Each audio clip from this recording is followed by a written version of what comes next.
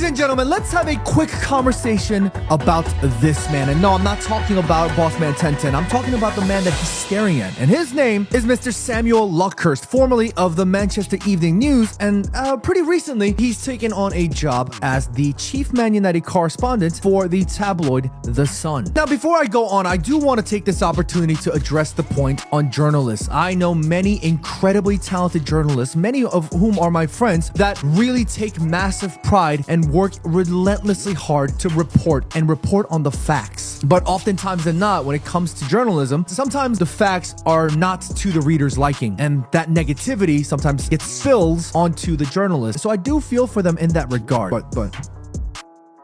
However, we need to have a conversation about Mr. Luckhurst, because more oftentimes than not, if my memory serves me correctly, his reporting has either expressed Manchester United in a negative way or inflated some news to make Manchester United look to be the bad guy. And look, I'm going to give him the benefit of the doubt again. If he's reporting on the truth, then so be it. Apparently, according to Samuel Luckhurst, Ruben Amorim and Diogo Dalot are related, right? And you look at this tweet and you go, whoa, what the hell? No wonder. But I've been in the industry long enough to know that you cannot just make judgments based on one tweet. Because if you do a bit more digging, you'll see that the Portuguese ancestral website Genol stated that the duo are the great-great-grandson of Carlos Dalot, a 19th century circus artist. But if you think about it, great-grandson. I know many of y'all that don't even know your own brother and sister's birthdays. I know many of y'all that don't even know your cousin's names after y'all been in 5,000 Thanksgiving and Christmas dinners. And there are going to be those that are going to look at this and go, oh my God, it makes sense. Diogo Dalot gets Nepo treatment. Are you